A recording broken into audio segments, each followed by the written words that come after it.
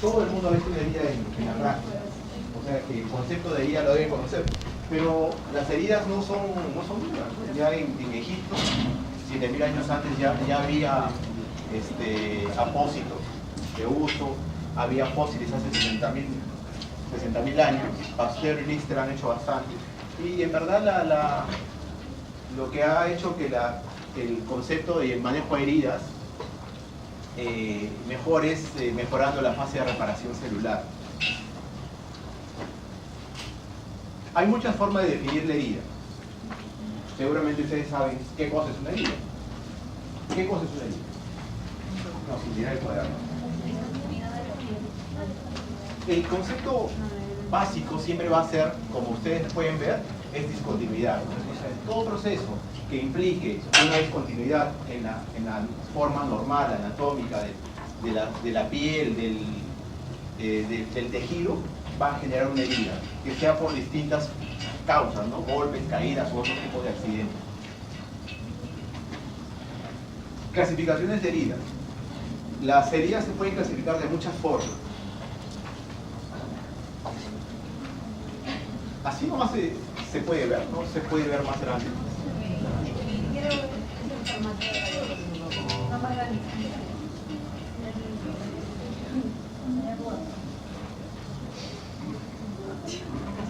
Ahí está. Ahí está. No, son anchos. Ahí está. No, son anchos. Son anchos. Está bien. Ahí creo que está mejor. Fíjate, a ver, por favor. Tienen que ver si es hecha o no por el cirujano. Las heridas quirúrgicas, las que hace el cirujano, son las que ven ustedes en cualquier paciente que se opera. Pero no es la única forma de...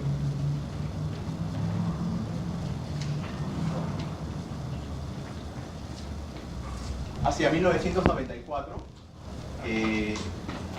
se hizo un consenso para tratar de definir heridas, pero ya no en base a quién lo hacía, sino en un tiempo. Y se determinó que el tiempo que diferenciaba en dos grupos era si es que eran mayores o menores de 30 días. Hablamos de heridas agudas cuando tienen menos de 30 días y crónicas cuando son de más de 30 días. Entonces lo que vamos a ver ahora son las heridas agudas. Estas heridas agudas, es decir, de menos de 30 días, tienen una clasificación de acuerdo al aspecto de la herida. Podemos tener contusas, podemos tener cortantes y los bordes son netos. En las contusas los bordes no son netos. Hay contusos cortantes, hay punzantes, por ejemplo cuando se hacen por armas blancas. Las de atricción son que se producen por aplastamiento. Las de avulsión se producen por arrancamiento o amputación, extirpación de cemento. Tenemos las que se llaman a colgajo, abrasivas y un tipo especial, las quemaduras. Entonces aquí tenemos distintos tipos de heridas, ¿no? Dependiendo de la forma, ¿no? Estas son más bien contusas. Por abrasión, incisivas, amputantes, laceración, avulsivas, dependiendo del tipo de agente que las produce. También tenemos algunas que van a ser no simples, van a ser estas ya son amputaciones y van a llamarse también heridas complejas. Entonces, la primera parte fue de cómo era el aspecto. Ahora, según el mecanismo de acción, pueden ser por arma blanca, por arma de fuego, por objeto contuso o por una mordedura animal, ¿no? Que son heridas especiales, por un agente químico. Y hay que hablar algo especial de las heridas por arma blanca. Miren cómo son, ¿no? Los distintos tipos de heridas por arma blanca. Las heridas por bala, por un proyectil, tienen características especiales, porque el proyectil produce una lesión distinta a lo que produce un arma blanca. generalmente cuando hay una herida por arma de fuego, hay que hacer una exploración mucho más detallada, hay que tener mucho cuidado con estos pacientes, ¿no? Y vamos a ver características que nos permiten ver efectivamente cómo es que queda el orificio de la entrada y el orificio de salida. Si ustedes se fijan, el orificio de entrada es más regular, ¿no? Sus bordes son redondeados. A veces hay tatuaje, que es lo que queda por la pólvora. En cambio, el orificio de salida es de mayor tamaño, hay bordes lacerados y no hay tatuaje. Esas son las características de una herida que es producida por arma de fuego. Les decía que también podían haber heridas dependiendo de si se ha comprometido o no a estructuras. Pueden ser, por ejemplo, simples, cuando solamente hay compromiso de piel, pero algunas veces el compromiso es mayor.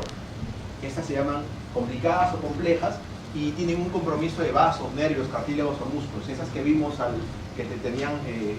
que había amputación, en esas hay lesión no solamente del tejido de piel, sino también de los vasos, de los nervios, de los cartílagos, del músculo. Algunas de las heridas pueden tener pérdida de sustancia o no, y también se va a ver una clasificación con pérdida y sin pérdida de sustancia.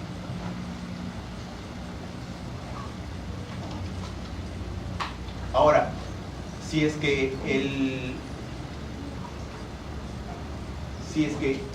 la herida, además de comprometer la piel, la pared, ingresan, por ejemplo, al abdomen, vamos a tener heridas de tipo penetrante. Estas que no atraviesan la pared van a ser no penetrantes. Y en el siguiente grupo vamos a tener ya una clasificación por el tiempo, que de repente es la que ustedes más han conocido, ¿no? En relación a tener 6 horas o menos de 6 horas, y eso es lo que va a definir. Y eso es importante saberlo porque es lo que nos va a definir si es que el tratamiento va a ser, o cómo es que va a ser el tratamiento, porque es distinto tener una herida que tiene menos de 6 horas y una herida que tiene más de 6 horas para efectos del tratamiento. Las de menos de 6 horas tienen menos daño tisular, generalmente son no penetrantes. Las de más de 6 horas fundamentalmente son heridas sucias, en ellos hay que tener cuidado y definitivamente ya no se va a poder hacer el tratamiento de cierre definitivo, ¿no? Ahí hay que tener unas características que las vamos a ver más adelante. Entonces, estas heridas, como ven acá, ya no solamente comprometen los músculos, la piel, sino comprometen otras estructuras, ¿no? Nervios, vasos, etc. Dijimos, todas estas heridas eran heridas agudas, o sea, menos de 30 días de evolución. Pero cuando estas pasan por encima de los 30 días, tenemos lo que se denominan heridas crónicas. Y estas, por ejemplo, en este grupo, por ejemplo, están las llamadas úlceras de decúbito. Y uno ha visto pacientes que están postrados, ¿no? Con úlceras de decúbito, pacientes que están con ACV. Es muy claro cuando pacientes tienen mucho tiempo postrado y no hay movilidad, empiezan a haber estas úlceras, ¿no? Y estas úlceras tienen una clasificación que va del 1 al 4, desde la superficial hasta aquella que tiene compromiso muscular óseo. La de segundo grado va, la superficial solamente es un eritema de la piel, en el segundo grado hay ya pérdida de epidermis y dermis, en el tercer tipo hay necrosis y en el cuarto hay un compromiso muscular óseo. Aquí hay que describir bien las lesiones, saber cómo hacer, porque eso nos va a orientar hacia el tratamiento. Otro concepto que es importante es cómo se denominan a las heridas, ya con una visión más de manejo, ¿no? Y este es ese concepto, el de herida limpia.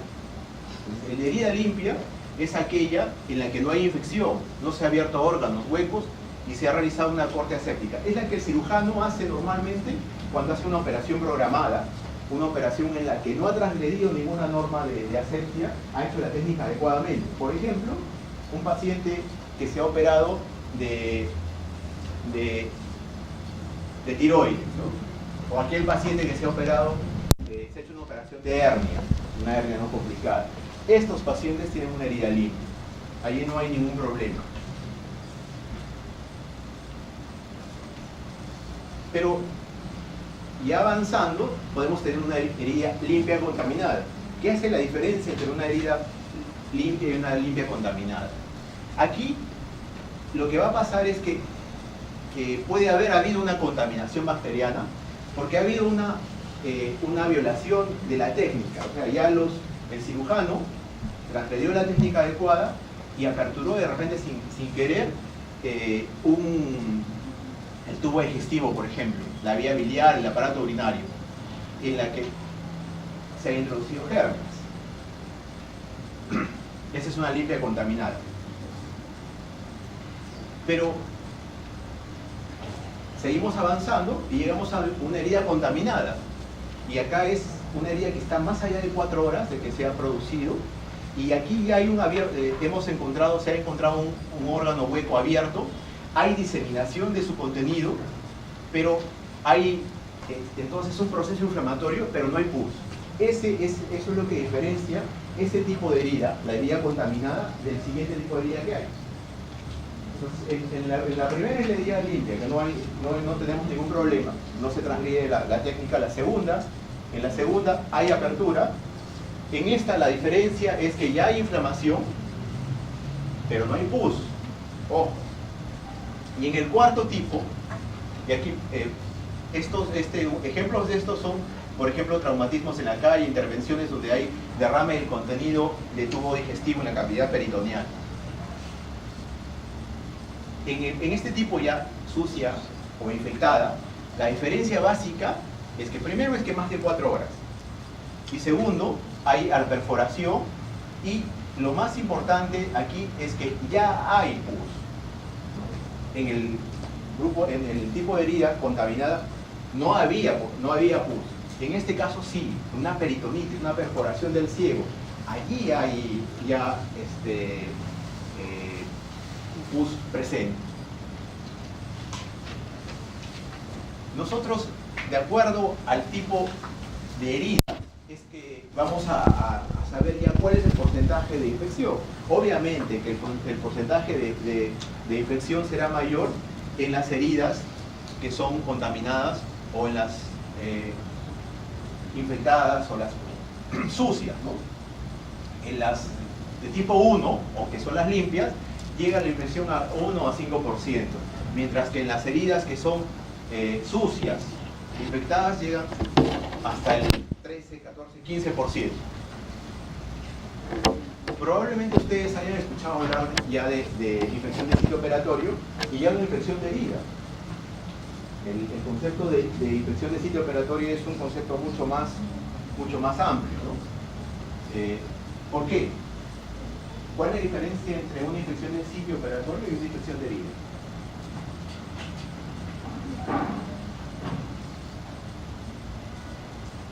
Porque antiguamente hablábamos de infección, uno se refería a una infección, y ¿por qué ahora ya no hablamos de eso, sino hablamos de infección de sitio operatorio?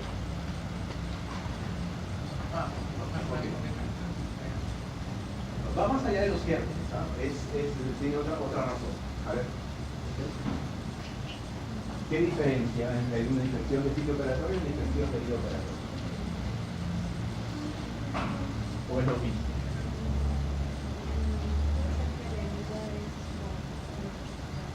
Lo que ya ha venido y el sitio operatorio es cuando se puede. El objeto del sitio operatorio es cuando involucra al lugar donde se va a efectuar esa operación que también está contaminado y va a contaminar el niño. En ambos casos tiene que ver con las operaciones. Hablamos de heridas que se han hecho quirúrgicamente. La diferencia es que cuando hablábamos solamente de herida operatoria, hablábamos solamente de la parte cutánea, de lo que veíamos nada más, donde estaban los puntos. Esa era la infección de herida operatoria en general. Pero el concepto de ISO va más allá. ¿Sí saben qué es el ISO? La infección de sitio operatorio. Hay ISO superficial, ISO profunda y de órgano y espacio. Y cada una tiene una característica. Y tiene que tener algunos criterios para poder llamarse de esa forma. cuando ustedes hagan la tesis de un par de años, ¿no? ¿Saben? ¿Dos años? Sí, ¿no? 2 años. Bueno. Seguramente algunos van a elegir, y es un tema que bastante le eligen los chicos y ponen infección de sitio operatorio. Factores asociados a infección de sitio operatorio en pacientes operados de apendicitis. Y yo he sido jurado de varias tesis y agarran y me ponen que ha habido infección de sitio operatorio y muchas cosas. Y les pregunto, ¿y eso no es un cultivo? ¿Y quién ha hecho el diagnóstico? Bueno, lo hice yo o lo hizo el interno. Entonces, ¿podrá haber infección de sitio operatorio sin cultivo positivo? No. ¿El diagnóstico tiene que ser hecho por cualquier persona? Tampoco. Tiene que ser hecho por un cirujano o por el médico tratante. Y por eso es importante eso, ¿no? Aquí, en primer lugar, la infección de sitio operatorio ocurre dentro de los 30 días que se ha producido la operación. O sea, si al paciente lo operan, lleva más de 30 días, puede ser una infección de sitio operatorio, pero siempre y cuando haya una prótesis. O sea, si el paciente le han colocado una prótesis, el tiempo ya no va a ser 30 días, sino hablamos de 1 año. O sea, si yo tengo un paciente que lo han operado y lleva más de 1 año y viene con una infección, esa ya no es una infección de sitio operatorio. Será infección de otro tipo, pero ya no es infección de sitio operatorio. Entonces, el tiempo puede ser en 30 días, si es que es superficial, pero puede ir tanto en la profunda como en la de órgano-espacio a más de 1 año, siempre y cuando haya una prótesis. La diferencia entre la incisional y la profunda es que solamente en la incisional hay un compromiso de la piel y del subcutáneo. Piel y tejido celular subcutáneo. Ahí es donde se produce la infección. Y tiene que haber cualquiera de los siguientes puntos. Que haya una descarga purulenta, que se haya aislado un germen y que haya alguno de los signos de infección, dolor o una serie u otras cosas. Tiene que haber eso. Entonces, si ustedes no encuentran una descarga purulenta, no ha habido un cultivo y es más allá de 30 días y esta va más allá del tejido celular, no podemos hablar que sea superficial. En la infección de sitio operatorio de tipo profunda, entonces allí va más allá del celular subcutáneo, envuelve al músculo. Y tiene que haber igual cualquiera de estos puntos, que pueden ser una descarga purulenta, tiene que haber alguna, lastimosamente no se lee, no creo que la puedan leer allá, no sé por qué está tan mala tiene que haber algún signo de infección, tiene que haber evidencia y esto tiene que ser hecho, el diagnóstico tiene que ser hecho por un cirujano o por un médico tratante.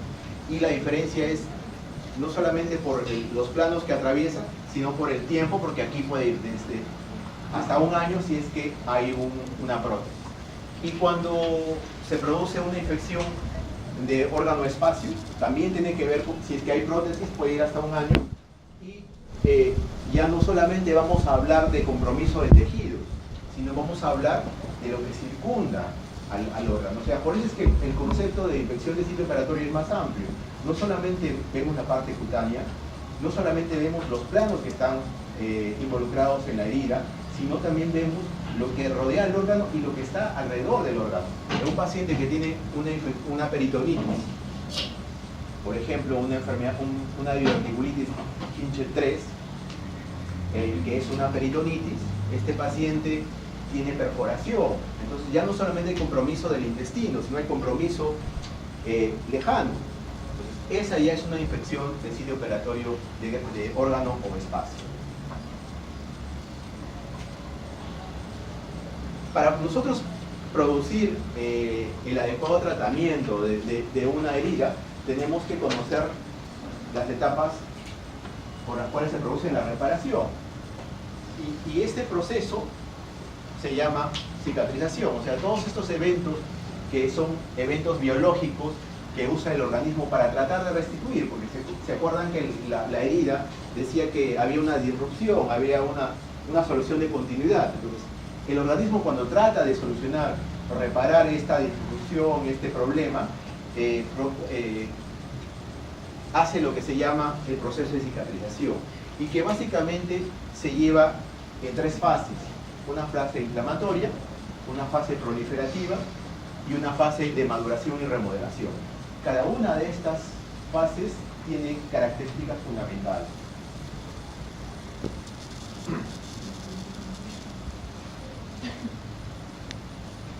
La fase inflamatoria empieza en el momento apenas ha habido la injuria y se ha producido la lesión. Y aquí vamos a tener mecanismos. Inicialmente hay hemostasia, hay vasoconstricción, se opera la cascada de la coagulación, hay formación de coágulo, todo esto para que se vaya formando la matriz de regeneración de la herida. Posteriormente, esa vasoconstricción se convierte en una vasodilatación, hay migración de polimorfos nucleares y macrófagos, con el objeto de ¿qué? Limpiar de detritus y bacterias. Entonces hay una producción de sustancias que van a estimular la aparición de tejido de granulación y hay angiogénesis. Esta es la etapa inflamatoria, la primera etapa. Esta etapa puede ir más o menos hasta los 5 días en una herida con cierre primario. La siguiente fase es una fase que puede ir desde el segundo día hasta la tercera semana, y la característica es que van apareciendo fibroblastos, ¿no? Estos van a formar el tejido de granulación, hay recanalización, hay producción de vasos linfáticos y se forman capilares sanguíneos. Hay un proceso de reepitelización, hay migración celular y hay una contracción de la herida, hay transformación de los fibroblastos y los bordes de la herida se van a aproximar.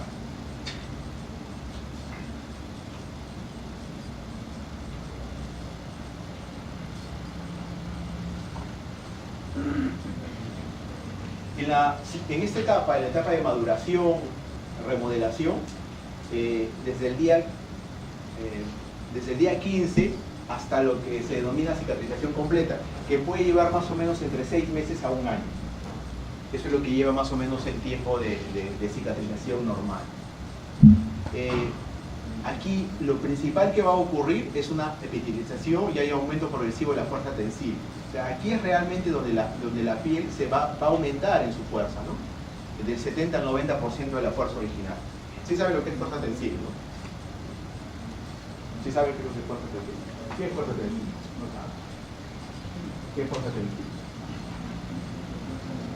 A ver, ¿qué es fuerza tensible? ¿Cómo? ¿Ha visto que en los hilos la fuerza tensible es la ¿cómo? La fibra era la fuerza que tiene antes de romperse, hasta que la fuerza, el tiempo que puede permanecer íntegra hasta antes de que se rompa, ¿no? Y en el caso de las suturas es ese, ¿no? En el tiempo que va a pasar o la fuerza que va a tener esta sutura de no romperse hasta que se rompe. Esa es la fuerza tensible. Entonces, en esta etapa, en la etapa de maduración, es donde se produce el mayor aumento de fuerza. Como dice, llega hasta el 70% de la fuerza original.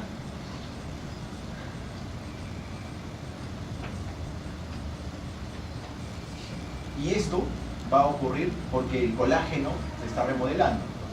Entonces, los pacientes que no tienen colágeno, que tienen problemas de colágeno, van a tener una maduración y remodelación, o sea, porque entonces el tejido no va a ser adecuado, porque es la etapa donde la herida se hace más, la cicatrización se hace más resistente.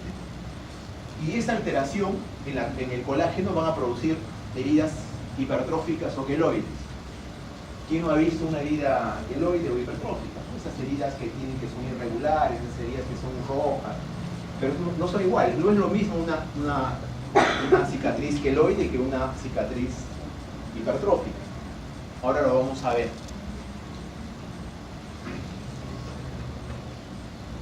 Pero hay tipos de cicatrización, ¿no? Y el primer tipo de cicatrización es la cicatrización primaria o por primera intención. ¿Quién no ha visto una herida? ¿Han visto heridas de pacientes operados de hernia? ¿O de... ¿Han visto alguna vez una herida de un paciente que se ha operado de tiroides? ¿Sí han visto? En ese tipo de pacientes se produce la cicatrización primaria. Esa es la cicatrización que todo el cirujano quisiera tener. Aquella que no va a tener ningún inconveniente.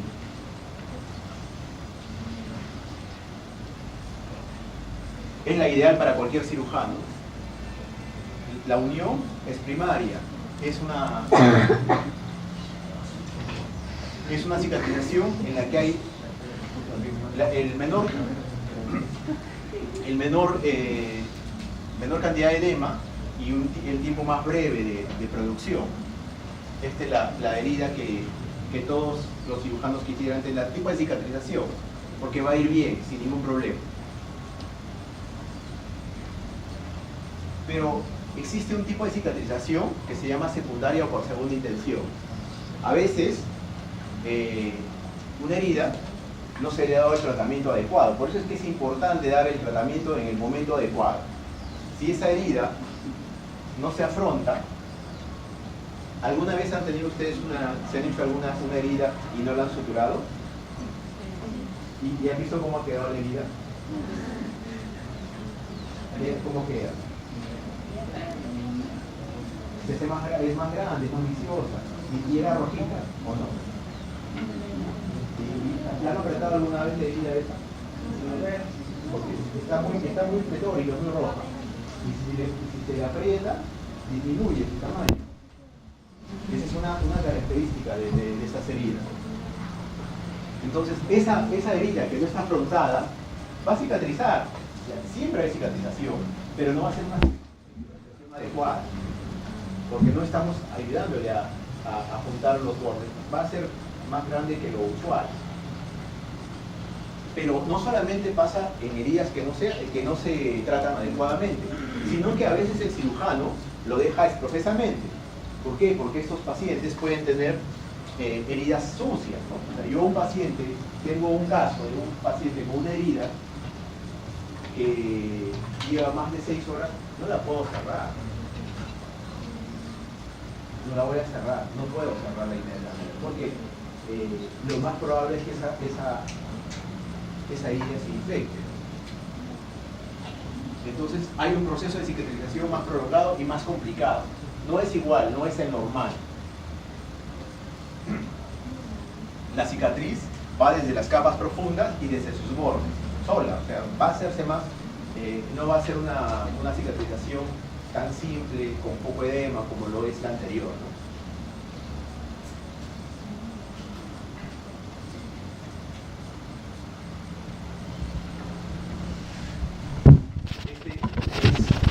Este tipo de cicatrización es lento y deja una cicatriz generalmente no estética.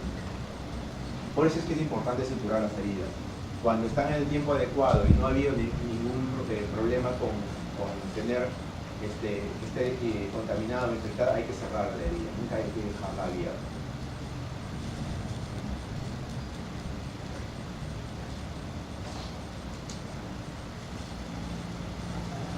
En el caso de la cicatrización terciaria, o lo que se llama cierre primario diferido, ¿qué es lo que va a pasar? Aquí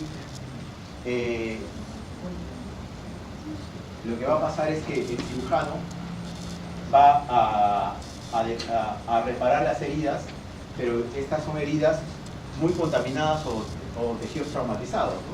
O sea, lo que va a hacer primero es hacer un lavado, una limpieza quirúrgica adecuada. Entonces ya no se va a cerrar inmediatamente tampoco.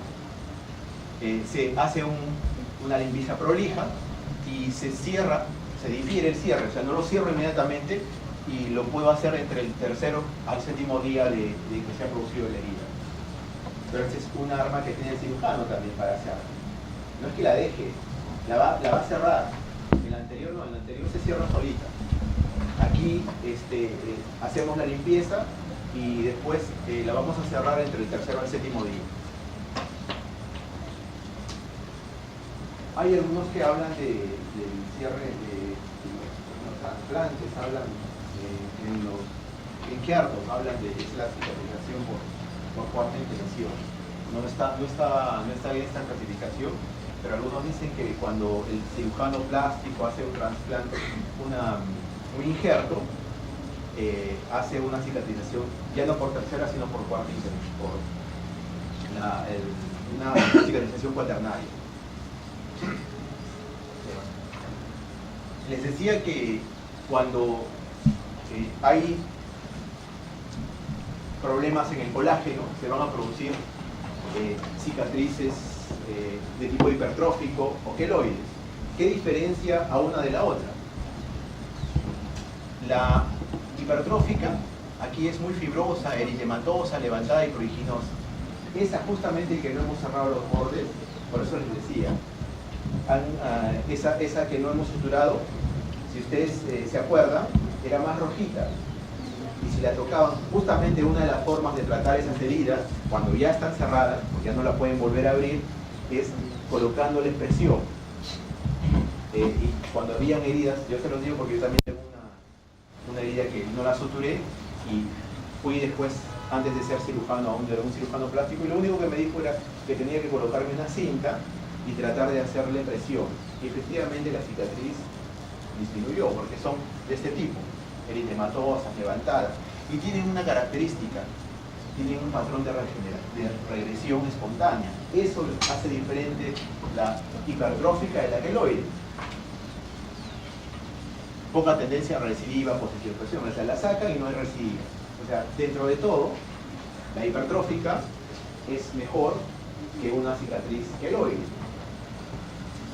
una cicatriz hipertrófica. Y la van a ver claramente porque es una cicatriz que es rojita. En cambio, la cicatriz que es queloide va a tener un aspecto tumoral, puede ser púrpura, rojizo, los contornos están bien demarcados, como esta de aquí. El epitelio que tienen es delgado. Y el problema aquí es que no van a desaparecer. En el caso de las hipertróficas sí, espontáneamente pueden desaparecer. Aún no hagamos la presión que les indicaba, esas no van a desaparecer. Y aquí es muy frecuente que después incluso de hacer una operación vayan a hacer una recidiva. Y esto es seguramente lo que ven las personas de raza negra, tienen tendencia a hacer ese tipo de cicatrización. Y por más que le saquen la cicatriz, tiende a recidivar. Esa es la diferencia básica entre un queloide y una cicatriz hipertrófica. Y ambos tipos de cicatrizaciones son por alteraciones en el colágeno.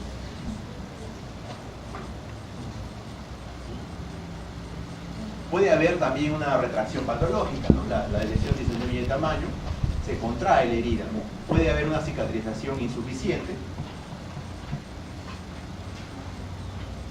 En este caso hay una mínima o inestable, incluso ausente, lo que va a hacer que esta herida se convierta en crónica. O sea, una alteración en la cicatrización, por una cicatrización insuficiente, va a hacer que una herida se haga crónica.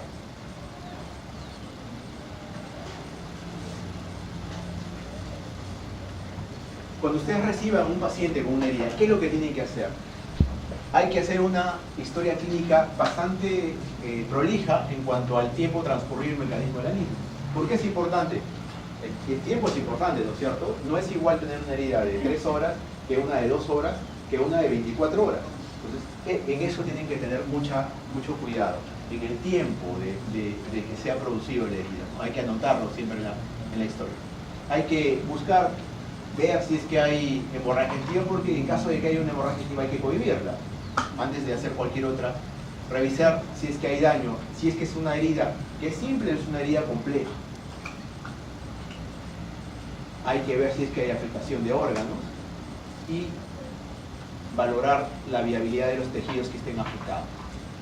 ¿Qué es lo que vamos a hacer en el manejo de las heridas?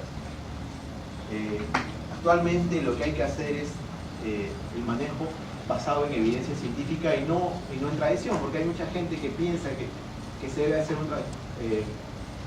colocar una serie de productos encima de las heridas, ¿no? Sin ningún criterio.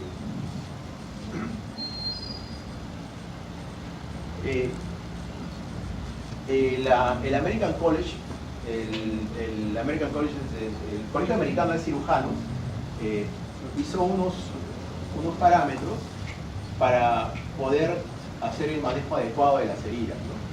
Y hablaba de herida tipo 1 o tipo 2. El tipo 1 o tipo 2 el tipo 1 es la limpia.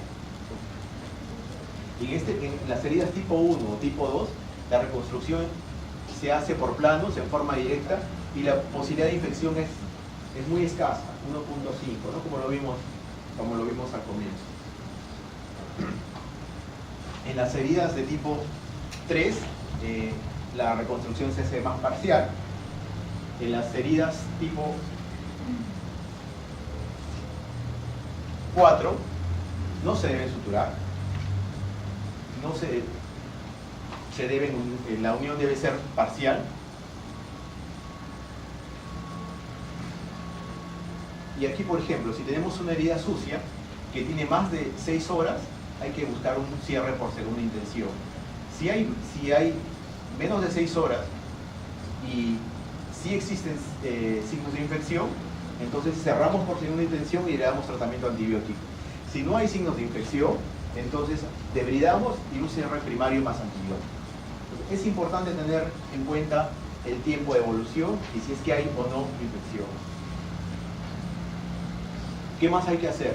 Hay que tener cuidado si es que ha habido o no pérdida de tejido, del grado de contaminación, y buscar siempre que la técnica de reparación vaya desde lo más simple hasta lo más complejo, o sea, desde un cierre simple hasta los colgajos microquirúrgicos.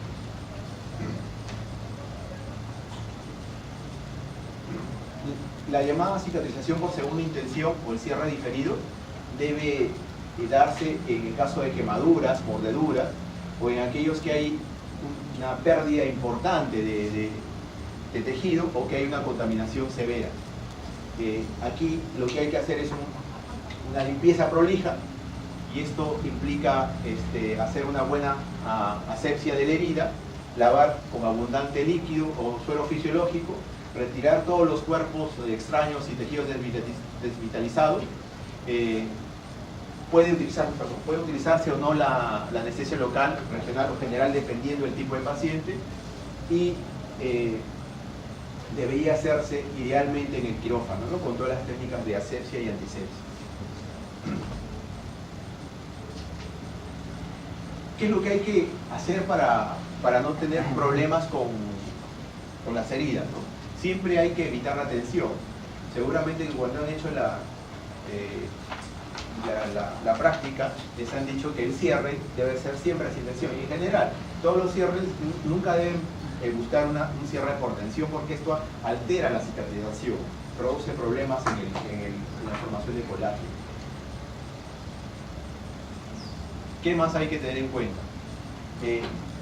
Hay que tratar de suturar las heridas por plano en cuanto sea posible, no siempre es posible hacerlo. Elegir el material adecuado, o sea, que sea el adecuado para el tipo de operación y para el grosor de la herida que estemos tratando. Vamos a ver si utilizamos una sutura continua o discontinua y eso va a depender mucho del paciente que se va a tratar, ¿no? Si tenemos un paciente que es eutrófico, si tenemos un paciente que es desnutrido, si es un paciente que tiene un proceso infeccioso, vamos a utilizar o no. No se puede utilizar siempre el mismo tipo de sutura. Yo no puedo utilizar una sutura multifilamento en un paciente que tiene una herida que ha sido infectada, contaminada. Y tampoco debería utilizar una sutura absorbible. Debería ser mejor una no absorbible y monofilamento.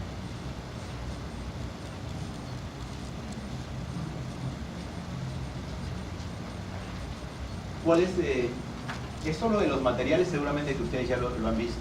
solamente para que recuerden que los materiales pueden ser, todos los materiales en general pueden dividirse en absorbibles, en no absorbibles, en sintéticos, no sintéticos, en monofilamento, en multifilamento, y cada uno va a tener una característica, ¿no?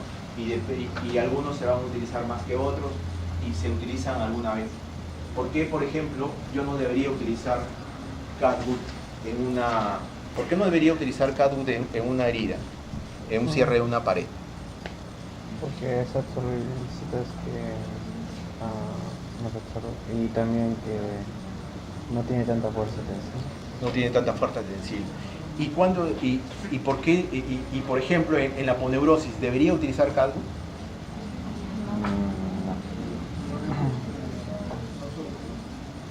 El catgut es no absorbible. Se puede utilizar absorbible, pero ¿por qué no utilizaría yo catgut en el cierre de la pared de la aponeurosis?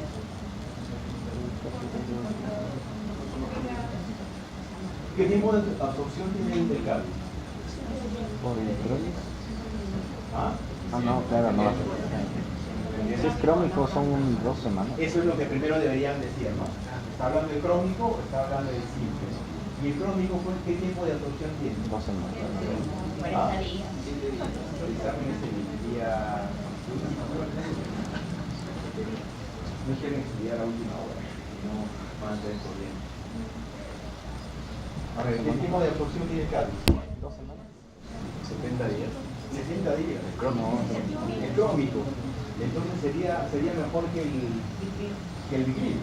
40 días. No, el simple va hasta 7-14 días. El crónico va hasta los 21 días. ¿Se acuerdan cuando hemos hablado de qué decía de la cicatrización? ¿Cuánto demoraba la cicatrización? ¿Hasta cuándo llegaba? ¿Ah? ¿Hasta cuándo llegaba? ¿Hasta cuándo llegaba la cicatrización?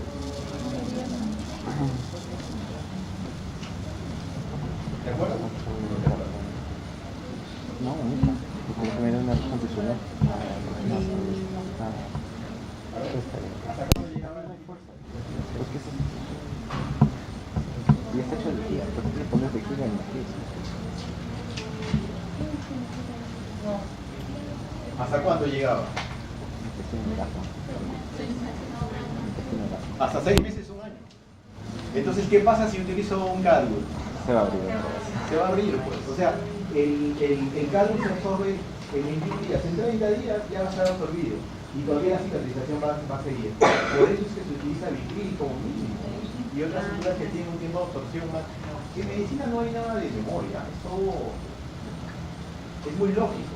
Lo que pasa es que tienen que tener conocimiento. No hay que tener conocimiento, pero hay que razonar. Recuerden que los pacientes no llegan con una bandita, ¿no? O sea, se la negra. ¿Cómo llegan? Tengo peritonitis, tengo colecistitis. Pero es genial, ¿no? Todos tienen, ustedes tienen que ser muy intuitivos, pero tienen que tener conocimiento, si no nos sirve de nada. No sirve. Por eso a veces yo recuerdo una evaluación que nos hicieron cuando llegué hace 15 años, llegué acá a Lima y entré a trabajar en la clínica norteamericana. La primera evaluación que me tomaron, el examen, el examen 18, sémino. Lo más importante era que te ponían un jurado y le decían, ya, usted, doctor, ha respondido esto. Usted debe su respuesta. ¿Por qué ha respondido eso? Es muy fácil contestar a veces a una prueba objetiva, ¿no? Y sacó eso. Pero si yo les digo por qué ha respondido eso, probablemente mi respuesta podría no haber estado adecuada, pero la sustenté también. El jurado me dio la razón. Eso es lo importante, hay que razonar. En medicina no hay que ser estático, no hay que pensar que todo es memoria. Sí hay que tener memoria, pero hay que razonar. Y esto que es técnica también hay que razonar. Todo está para que ustedes utilicen su razonamiento, ¿no? Esto es lo que sería una sutura ideal. Se dice que es ideal porque ninguna cumple. O sea, si tuviéramos una sutura que mantenga sus características, sus propiedades por todo el tiempo, que sea firme y de fácil manipulación, que sea elástica, flexible, no traumática, estéril, menos costo posible, resultados no tóxica, hablaríamos de una sutura ideal. O sea, lo que hay que tratar de buscar es que las suturas que reúnan por lo menos esas características. No siempre se puede. El retiro de puntos va a depender del lugar de donde esté. No es igual tener una herida en la cara que tener una herida en el brazo. ¿Ya? Como pueden ver aquí, en la cara se puede retirar en 3 a 5 días. Pueden ir hasta 10, 14, 15, 21 días. No depende del lugar donde esté.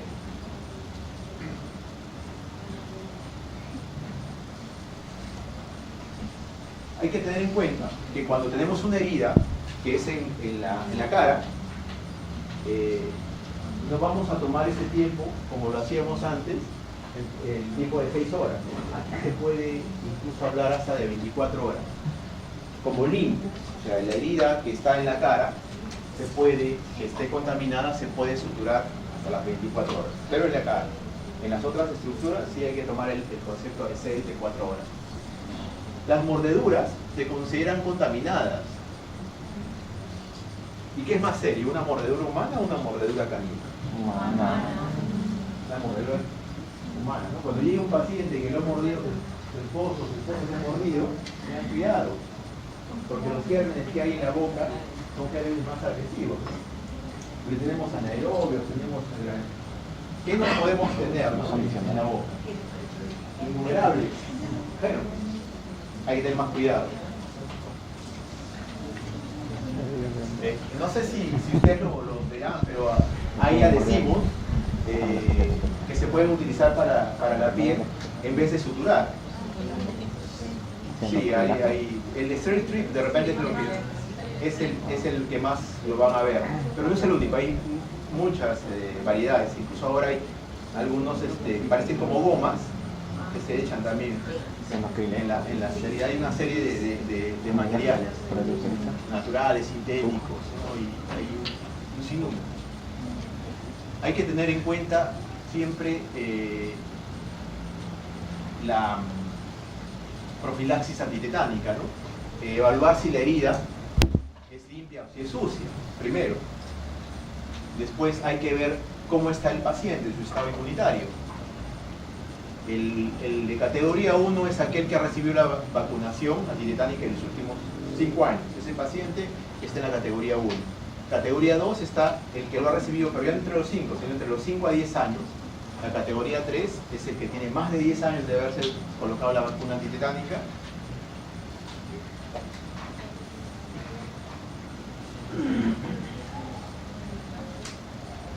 Y el de categoría 4 nunca se ha puesto la... ¿Y esto por qué? Porque en el caso de que sea una herida limpia y tenemos un paciente que tiene entre 1 a 5 años, no hay que hacer nada, no se pone la antitetánica. Si tiene entre 2 a 10 años tampoco. Recién cuando tiene más de 10 años se pone un refuerzo. Y cuando no sabemos el tiempo que ha pasado y es una herida limpia, hay que colocarle, aún siendo una herida limpia, hay que colocarle el esquema completo. Pero si es un paciente que tiene herida sucia, aún con herida sucia y está menos de 5 años, no hay que ponerle nada. Si está entre los 5 a 10 años, hay que colocar un refuerzo toxoide, igual que si es para mayor de 10, y obviamente, si es que no sabemos, hay que colocarle el esquema completo. Cuando se produzca una mordedura por animales, tanto más si son silvestres, vagabundos, hay que iniciar el tratamiento con la vacuna antirrábica, ¿no? Sí hay un esquema que no es el caso de la clase ahora, ¿no? Como el que se ven colocados. Hablamos de heridas crónicas, hablamos de las úlceras, pero no son las únicas, ¿no? Y aquí van a ver cicatrización patológica en el caso como por ejemplo de la depresión, cuando hay problemas de insuficiencia vascular, pacientes que tienen problemas metabólicos, pacientes con problemas infecciosos, inflamatorios, hematológicos, neoplásicos, pacientes que toman corticoides, desnutridos o tabaco. Es importante por eso, cuando hagan la historia clínica de un paciente, preguntarle, ¿usted fuma? ¿Usted toma corticoides? Porque el tratamiento de un paciente de heridas y la cicatrización no va a ser igual. La cicatrización se altera cuando hay consumo de tabaco, cuando hay problemas de uso de corticoides. Y van desde curas tradicionales hasta las curas más avanzadas, que van a ver en un momento cómo se hace. Entonces, ahora se utilizan mucho unos apósitos, ¿no? Apósitos oclusivos, que se utilizan en las heridas en las que no hay infección. Sí se han visto el Tegader, sí se han visto que es para cubrir las heridas, ¿no? Pero son heridas que no están infectadas. Van a haber espumas hidrofílicas, vamos a tener también productos de hidrogel que se cambian, son bandas láminas que se van cambiando diariamente. Vamos a tener hidrocoloides que favorecen mejor la epitelización y no hay que utilizarlos cuando haya infección. Y también tenemos algunos productos a base de alginato.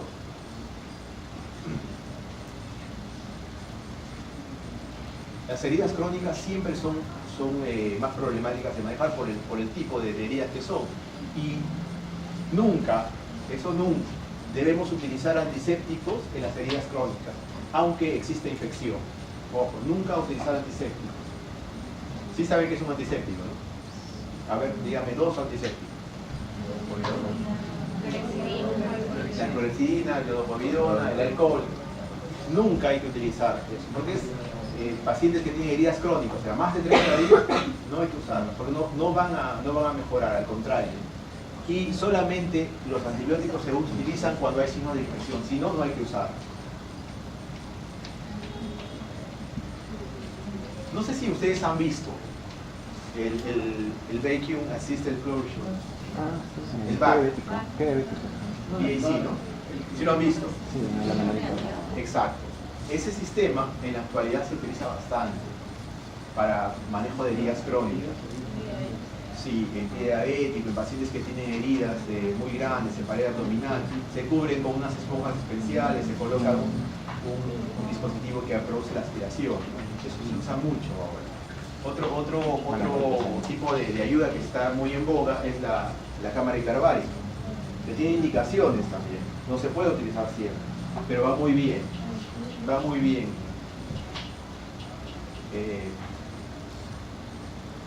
Yo acabo de recordar un caso, además de ser cirujano, hago auditoría médica, reviso expedientes de pacientes, ¿no? Y eso para que lo vean. Un paciente llegó mayor, creo que tenía como 60 y tantos años, llegó a la emergencia por un problema en una pieza de tallo y no le dieron la importancia de vida. Llegó a la clínica, una clínica X, le hicieron un tratamiento con analgésico, antibiótico y a su casa. Regresó como a los 3 días ese paciente y ya no estaba igual. Sacaron la pieza, ya había infección. Esa infección ya no solamente estaba en la pieza, avanzó, pero ya lo hospitalizaron, avanzó hacia el cuello, se metió en mediastino. Está en mediastino, en el tórax, está en UCI ahorita. Está realmente mal. Era un paciente que no se percataron que era un paciente que era coronario, tenía 2 stents, se imaginen, un paciente que no sabe lo que tenía. Está con una fascitis necrotizante a toda. Ayer aprobé un expediente para que le hagan 18 sesiones de cámara hiperbárica. El pronóstico es malísimo. ¿Saben cuánto ya lleva gastado ese señor de dinero? No, sí, no. La penúltima caja que aprobé, el último expediente, lo aprobé por 200.000 soles. 200.000 soles. Y si él tiene un seguro que normalmente se cubre el 80%, 70%, le pueden sacar la cuenta de cuánto está pagando la familia. 30.000, 40.000, 50.000 soles. Por una tontería, ¿no? De una pieza dentaria no bien tratada. Parece que la familia le va a hacer un juicio a la clínica. Claro. Pero eso para que vean, eso llega a la emergencia. Por favor, cuando llegue un paciente con un problema dentario, no lo tomen a la ligera. Yo he visto morirse pacientes que llegaron con aparente, no tenían nada, le dimos antibiótico y en la noche se murió. Hay un triángulo que se llama el triángulo de la muerte y se va comunicación con el cerebro, se produce un problema serio, realmente serio, y se mueren los pacientes. Entonces, miren cómo están estas heridas y cómo son pies diabéticos, como tú dijiste, y después con estas esponjas especiales, lo que se denomina el VAC, van a mejorar, mejora muchísimo. Entonces, esta es una forma de tratamiento. Ahora, a manera de práctica, a ver, preguntas. Para ustedes, preguntas, las fijas para el examen. A ver, ¿qué tipo de herida quirúrgica se considera, uno por uno, no quiero en masa? ¿Qué tipo de herida quirúrgica se considera cuando se opera un divertículo de colon perforado? A ver, hay que no haya participado. A, B, C, D o E. A ver, ¿qué tipo de herida quirúrgica se considera? Si ustedes no me responden esto, yo he pasado una hora sin que me entiendan.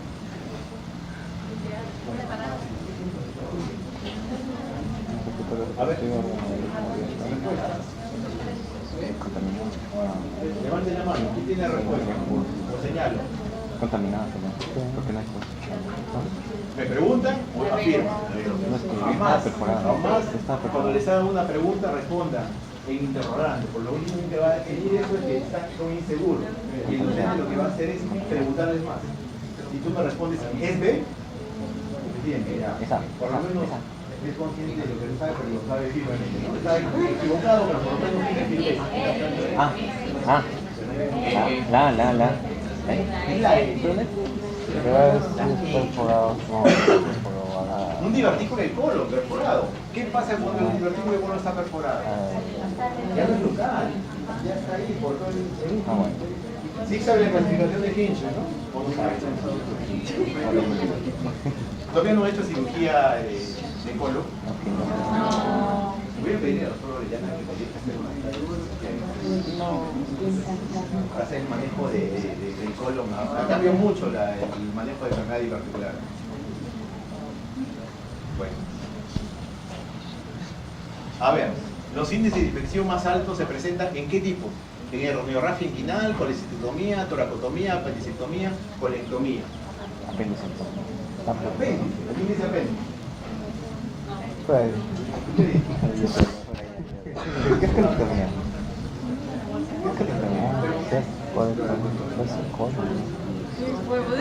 Es la extracción del colon. Extracción del colon. Del colon.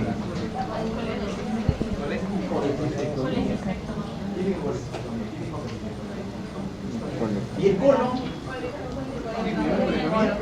Claro, de lejos tiene más posibilidades. Creo que es la... Ahí ya no vale, pues esa ya no vale. No vale soplar. No, pues esa se evita. Organista. A ver, heridas accidentales, abiertas y recientes incluyen además operaciones con grandes violaciones de técnica estéril, masaje cardíaco, derrame. Según la clasificación de herida quirúrgica corresponde acá. Clase 1, herida limpia, clase 2, contaminada, clase 3, contaminada. Contaminada, sucia, herida infectada. Contaminada. Es contaminada. Es contaminada. ¿Es limpia? No. Es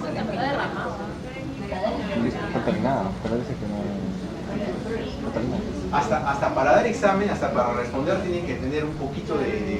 Hay tips para poder responder preguntas, ¿no? ¿Siempre la D cuál? La C. Lo que piensen, La C de con han hecho estudios y han determinado que la mayor frecuencia de las respuestas son D, no sé por qué, pero sí hay publicados.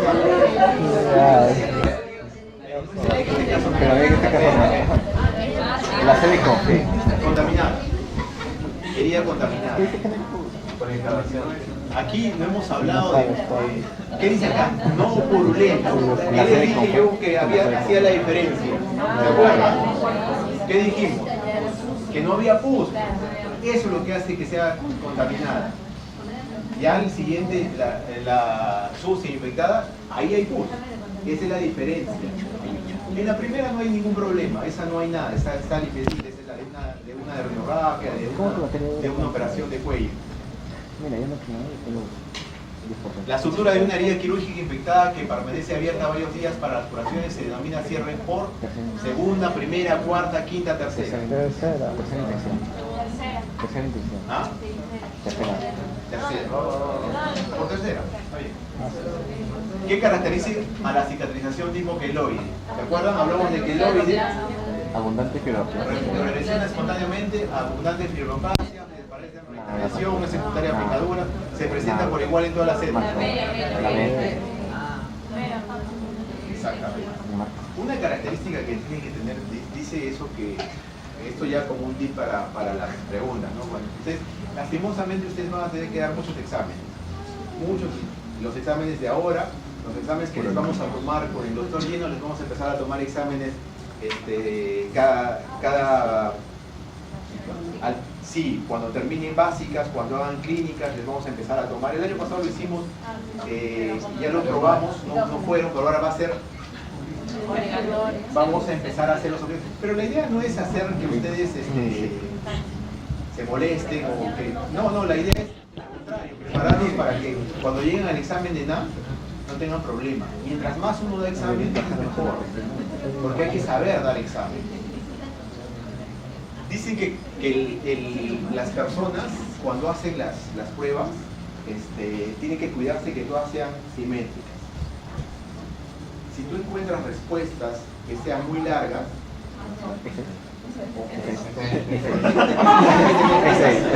puede ser. Y otra cosa que hay que tener en cuenta, el que hace las preguntas se cuida más de la respuesta correcta, que esté bien formulada y que no tenga faltas ortográficas. Si tú encuentras una falta ortográfica en una respuesta, ojo, lo más seguro es que no sea la respuesta. Peor. Por eso es que las deben ser... Y eso se estudia, o sea, no se lo digo porque yo quiero que está escrito. Hay estudios. Y cuando ustedes respondan preguntas, lo más probable es que cuando ustedes empiecen a responder preguntas, las primeras 3, 4, 5 preguntas no las sepan. Y esto es normal, no pasa nada. Lo que tienen que hacer ustedes es seguir avanzando, no se queden en la primera pregunta. Nosotros les vamos a dar 30 minutos, me parece, para las preguntas. Y eso está bien, porque en el ENAM les toman 100 preguntas en la primera parte, pues son 200, y les dan 2 horas, 1 minuto y 20 segundos más o menos. Entonces tienen que acostumbrarse a ser rápido. Jamás se queden en una pregunta, avancen. Cuando ustedes respondan la primera pregunta, que sepan, ya van a empezar a responder las demás. Pero hay preguntas que ustedes van a tomar 20 segundos y ya ganaron 1 minuto. Ese minuto lo van a utilizar en las preguntas más difíciles. Pero si se quedan en la primera pregunta y toman 4 minutos, van a tener 4 preguntas menos. Jamás dejen preguntas sin responder. Nunca. Jamás. No es que hay que ser lógico. Yo no puedo saber cuál es la característica de la etiqueta. Puedo no saber cuál es la característica.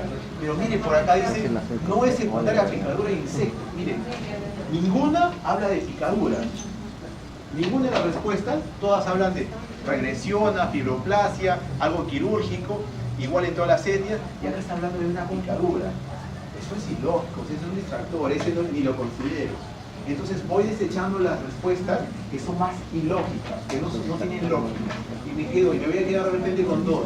Y empiezo, es que así se tiene que hacer. Pero eso lo voy a poder hacer solamente en las preguntas en las que he ganado tiempo. Respondí en 10 segundos unas preguntas, me queda 1 minuto y pico, y ahí puedo utilizar 2 minutos sin hacerme análisis. Pero no puedo hacer eso si es que estoy en la segunda pregunta, ¿no? Eso lo podría hacer cuando ya estoy avanzado. Para eso sirven los exámenes. Por eso es que les vamos a tomar exámenes. Los vamos a tomar. Cuando sean, ya lo vamos a planificar. Ahora tienen que dar un examen de fin de carrera. Saben que tienen que dar un examen de fin de carrera, ¿no? ¿No sabían? Sí saben. Si se los tomamos nosotros, el doctor Gino y yo. Yo soy el coordinador de internado. En internado nos vamos a volver a ver por más tiempo, por 1 año completo. Y con el doctor Gino es el subcoordinador y nosotros les tomamos evaluación. Y la primera evaluación que les tomamos es el examen de fin de carrera. Los chicos que acaben este año van a dar en diciembre su examen. Y eso nos sirve a nosotros ¿para qué? Para saber cómo están, cómo van a empezar el internado, cómo los vamos a preparar, porque les hacemos una preparación los días sábados. No tienen necesidad de ir a pagar a Transmédica, a todas esas cosas. El curso que les damos acá es igualito que el curso que les dan allá. Yo no sé por qué razón hay chicos que pagan por gusto, dinero. Van a este español, al CTO y tantas tonterías. Si acá hay un curso que les da lo mismo. Al final de los 170 llegan a haber 30, 20 alumnos. El doctor Gino es uno de los que más hace estos cursos y él lo hace ahí con todos los chicos que nos apoyan, que son gente, exalumnos de la universidad, que saben manejar ese tipo de preguntas. No tienen por qué hacerlo. Y los invito, los días sábados, a partir de las 4 de la tarde, cualquiera puede ir al curso. Y ahora se están grabando, los graban los chicos de la sociedad, los están grabando y les han puesto su canal. Pero asistan, son libres, cualquiera puede ir y realmente les van a servir. Todos los sábados a partir de 4 a 7 más o menos. No son todos los sábados porque son 2 sábados al mes. Lo que voy a hacer es que el doctor Gino suba la información, pero a los delegados para que sepan cuándo ir y asistan. Todavía no. Bueno, ¿cuál no es absorbible? Polipropileno, poliglicólico, poliglicina, policarbonato, polidihexanosis. ¿Cuál no es absorbible?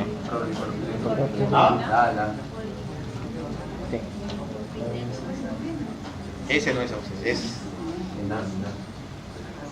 Son características deseables en toda sutura gastrointestinal. Bueno, esto ya no es de otro tema, ¿no? Libre de tensión.